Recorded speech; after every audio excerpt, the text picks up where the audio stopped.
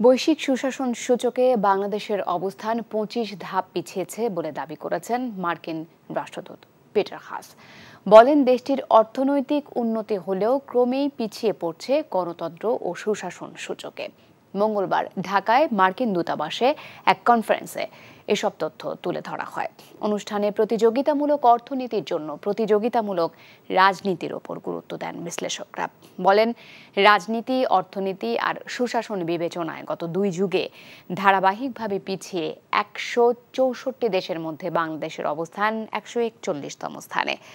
রাজনৈতিক অস্থিরতা পেরিয়ে ২০০৯ সালে গণতন্ত্রের ইতিবাচক পথে হাঁটতে শুরু করলেও ২০১০ সাল থেকেই তা আবারও পেছনের দিকে হাঁটতে শুরু করে। অর্থনৈতিক এবং আইনি সূচকেও অবনতি হচ্ছে জানিয়ে প্রতিবেদনে সরকারের আধিপত্য কর্তৃত্ববাদের দিকে ধাবিত হওয়ায় উদ্বেগ প্রকাশ করা হয়। সূচকে অন্তর্ভুক্ত আছে রাজনৈতিক, অর্থনৈতিক ও আইনি উপাদান। আর সেই সূচকে ২২ বছর ধরে বাংলাদেশের অবনতি হচ্ছে, যেখানে বাংলাদেশের অবস্থান ১৬৪ দেশের মধ্যে ১৪১তম। স্বাধীনতার সূচকে বাংলাদেশের অবস্থান অধিকাংশ ক্ষেত্রে স্বাধীনতা বঞ্চিত, অন্যদিকে সমৃদ্ধির সূচকে অধিকাংশ ক্ষেত্রে অসমৃদ্ধর ক্যাটাগরিতে। প্রত্যেক দেশ দুর্নীতির বিরুদ্ধে এবং অর্থনৈতিক ও রাজনৈতিক অধিকার সুরক্ষিত রাখার লড়াই করছে। মূল সমস্যাগুলো এড়িয়ে যাওয়া নয়, সক্রিয়ভাবে স্বীকার এবং মোকাবেলা করা।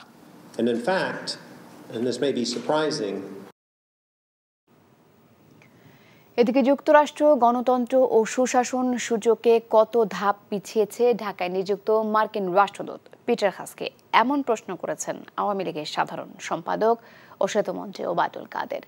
মঙ্গলবার দুপুরে ধানমন্ডিতে আওয়ামী লীগ সভাপতির রাজনৈতিক কার্যালয়ে এক সংবাদ সম্মেলনে তিনি এই প্রশ্ন তোলেন। এ সময় ওবায়দুল কাদের জানান, আগামী ৮ই মে অনুষ্ঠিতব্য প্রথম ধাপের উপজেলা নির্বাচনে এমপি মন্ত্রীদের হস্তক্ষেপ না করার নির্দেশ দিয়েছেন প্রধানমন্ত্রী। দাবি করেন, বিএনপি প্রকাশ্যে স্থানীয় সরকার নির্বাচনের বিরোধিতা করলেও তাদের অনেকে নির্বাচনে অংশ নেবে। ফিলিস্তিনের গাজায় বর্বরতার বিষয়ে মন্তব্য করতে গিয়ে ইসরায়েলি প্রধানমন্ত্রী বেনিয়ামিন নেতানিয়াহুকে বর্তমান বিশ্বের হিটলার হিসেবে আখ্যা দেন ওবায়দুল কাদের। বিএনপি প্রকাশ্যে উপজেলা নির্বাচনে বিরোধিতা করলো, আমাদের জানা মতে স্থানীয় পর্যায়ে তাদের অনেকেই নির্বাচনে অংশ নিয়েছে। ২৫ ধাপ পিছিয়েছে। আমি মান্যবর রাষ্ট্রদূতকে জিজ্ঞেস করতে চাই, আপনার নিজের দেশ গণতন্ত্রে কত ধাপ পিছিয়েছে সেটার জবাব আগে দিন। এই ঈদে দেশ জুড়ে কেনাকাটার ফুর্তি হবে শুধু বিকাশে, সাথে ডিসকাউন্ট কুপন, ইনস্ট্যান্ট ক্যাশব্যাক। আসন্ন উপজেলা নির্বাচন বর্জনের সিদ্ধান্ত নিয়েছে বিএনপি। সোমবার রাতে দলের স্থায়ী কমিটির সভায় এই সিদ্ধান্ত আসে। মঙ্গলবার বিএনপির সর্বোচ্চ নীতি নির্ধারণী ফোরামের বিবৃতিতে বলা হয়, বর্তমান সরকারের আমলে জাতীয় কিংবা স্থানীয় সরকার কোনো নির্বাচনই অবাধ ও সুষ্ঠু হয়নি। নির্বাচনকে প্রহসনে পরিণত করা হয়েছে অভিযোগ করে বিএনপি বলছে, জনগণের ভোটের তোয়াক্কা না করে ক্ষমতাসীন দলের মনোনীত প্রার্থীদেরই বিজয়ী ঘোষণা করে আজ্ঞাবহ নির্বাচন কমিশন। সহিংস সন্ত্রাসের মাধ্যমে বাধা দেওয়া হয় বিরোধী প্রার্থীদের প্রচারণায়। পরিস্থিতির কোনো উন্নতি হয়নি উল্লেখ করে দলীয়ভাবে উপজেলা নির্বাচনে অংশগ্রহণ না করাই যৌক্তিক বলে মনে করে বিএনপি। বান্দরবানে কুকি চীনের ব্যাংক ও অস্ত্র লুটের ঘটনায় উদ্বেগ প্রকাশ করে বিবৃতিতে বিএনপি অভিযোগ করে, সশস্ত্র এ গোষ্ঠীর সাথে সরকারের প্রত্যক্ষ সম্পর্ক রয়েছে। ঢাকায় ইসরায়েলি বিমানের অবতরণের সমালোচনা করে বিবৃতিতে বলা হয়, বিমান চলাচল কর্তৃপক্ষের বক্তব্য গ্রহণযোগ্য নয়। এ বিষয়ে সরকারের অবস্থান স্পষ্ট করারও দাবি জানায় বিএনপি। বোতলজাত সয়াবিন তেলের দাম লিটারে ১০ টাকা বাড়িয়ে ১৭৩ টাকা পুনর্নির্ধারণ করেছে Bangladesh vegetable oil refiners and vanaspati manufacturers association. সোমবার বাণিজ্য মন্ত্রণালয় বিষয়টি অবহিত করে চিঠি দেয় ব্যবসায়ী সংগঠনটি। চিঠিতে অ্যাসোসিয়েশনের পক্ষ থেকে জানানো হয়, রমজানের আগে ভ্যাট অব্যাহতির ফলে লিটার প্রতি ১০ টাকা কমিয়ে প্রতি লিটার সয়াবিন এতদিন বিক্রি হয়েছে ১৬৩ টাকায়। ভ্যাট অব্যাহতির মেয়াদ ১৫ এপ্রিল শেষ হওয়ায় মঙ্গলবার থেকে পূর্বের দাম বাজারে সরবরাহ করা হয় বোতলজাত সয়াবিন তেল, যার ফলে এখন থেকে ভোক্তাকে প্রতি লিটার সয়াবিন তেল কিনতে হবে 173 টাকায়, আর 5 লিটারের সয়াবিন তেলের বোতল বিক্রি হবে 845 টাকায়। তবে ভোজ্য তেলের পূর্বের মূল্যে ফেরত যাবার সুযোগ নেই জানিয়ে বাণিজ্য প্রতিমন্ত্রী হাসানুল ইসলাম টিটু বলেছেন, সয়াবিন তেলের যে দাম ছিল সেটাই বহাল থাকবে। সকালে ঢাকা রিপোর্টার্স ইউনিটিতে মিট দ্য রিপোর্টার্স অনুষ্ঠানে তিনি একথা জানান।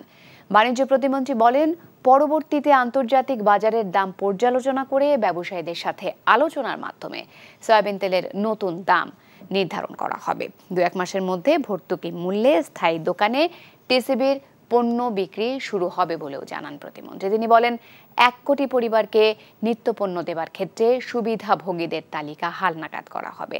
এছাড়া কেউ যাতে নিত্যপণ্যের কৃত্রিম সংকট তৈরি করে বাজারকে অস্থির করতে না পারে সে বিষয়ে সরকার সজাগ আছে বলেও জানান বাণিজ্য প্রতিমন্ত্রী। তেলের মূল্য ছিল 173 টাকা, আমরা 5 টাকা ট্যারিফ কমিয়েছিলাম, কিন্তু আমরা যারা ভোজ্য তেলের উৎপাদনকারী তাদের সাথে বসে ভোক্তা পর্যায়ে 10 টাকার সুবিধা দিয়েছিলাম। ট্যারিফ কমিশন একটা আমদানি মূল্যের উপরে নির্ধারণ করে প্রাইস ঠিক করে।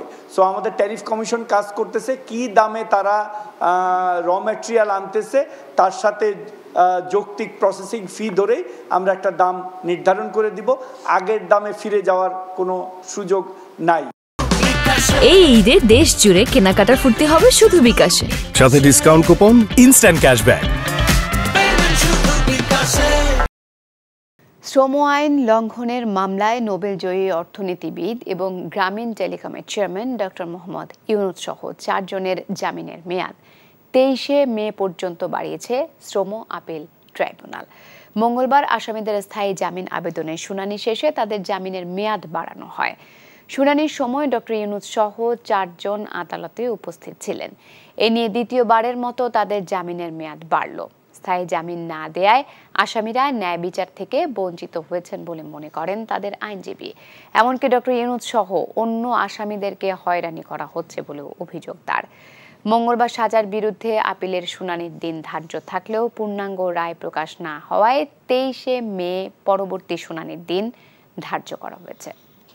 যে আপিল এডমিশন হলে বেল পার্মানেন্ট হয়, আর ডক্টর ইউনুসকে বেল দিয়েছেন তার 1 মাসের জন্য। ন্যায় বিচার থেকে বঞ্চিত হয়েছি, আইনের বরখেলাপ করা হয়েছে।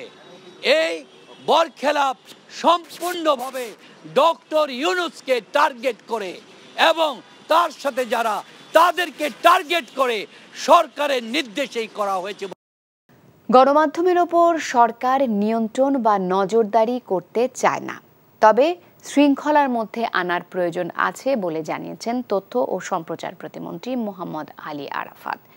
মঙ্গলবার দুপুরে সচিবালয়ে online news portal association Bangladesh ওনাবের কার্যনির্বাহী সদস্যদের সাথে মতবিনিময় সভায় এসব কথা বলেন তিনি। অনিবন্ধিত অবৈধ অনলাইন নিউজ পোর্টাল এগুলো আপনারা বলছেন বন্ধ করতে, আমি কিন্তু বলছি না, আপনারা বলছেন। হাইকোর্টের রায় আছে, তার চেয়ে বড় কথা আপনাদের দাবি। এটা আমার কাছে এটা আরো গুরুত্বপূর্ণ এবং আমি আপনাদের সাথে একমত পোষণ করছি, একাত্মতা ঘোষণা করে আপনাদের দাবি পূরণের জন্য পদক্ষেপ নেয়ার ঘোষণা দিচ্ছি। তাপপ্রবাহের মধ্যে এ মৌসুমের সবচেয়ে বেশি তাপমাত্রা রেকর্ড করা হয়েছে চুয়াডাঙ্গায় 40.6 ডিগ্রি সেলসিয়াস, আর স্বস্তির বৃষ্টি হয়েছে ঢাকা সহ বিভিন্ন এলাকায়। মঙ্গলবার বিকেলে রাজধানী ঢাকায় বজ্রসহ ঝড় বৃষ্টি হয়, এতে নগর জীবনে কিছুটা স্বস্তি নেমে আসে। তবে আবহাওয়া অফিস জানিয়েছে এই বৃষ্টিতে স্বস্তির স্থায়িত্ব হবে কম। আকাশ পরিষ্কার হলে তাপপ্রবাহ আবার আগের মতো হবে। আগামী দিনগুলোতে ময়মনসিংহ, সিলেট, চট্টগ্রাম ও রংপুরেও বৃষ্টি হতে পারে। সেক্ষেত্রে এসব বিভাগীয় এলাকায় তাপমাত্রা কমবে বলে আবহাওয়ার পূর্বাভাস রয়েছে। পৃথিবীর কোনো দেশে কোনো নদী হয়তো এত সহজে বয়ে যায় না। বুঝিয়ে দাও। রাধুনী নিবেদিত নাটক বনফুল ও ভাঙা ফুলদানি। তুমি শান্ত নদীর কুল ভেঙে গড়ছো আবার। রচনা নাসির খান, পরিচালনা সেলিম রেজা। ফুলদানি হবে নিমতিয়া সাহেব? আমি তো একটা ভাঙা ফুলদানি। দেখবেন ষষ্ঠ দিন বাংলাদেশ সময় রাত 9:15 এবং নিউ ইয়র্ক স্থানীয় সময় সকাল 11:15 এনটিভিতে। রাঁধুনি রেডিমিক্স মাংসের মশলা, ব্যাস হয়ে যাবে ঝটপট দারুণ রান্না। এই ঈদে দেশ জুড়ে কেনাকাটার ফুর্তি হবে শুধু বিকাশে, সাথে ডিসকাউন্ট কুপন, ইনস্ট্যান্ট ক্যাশব্যাক।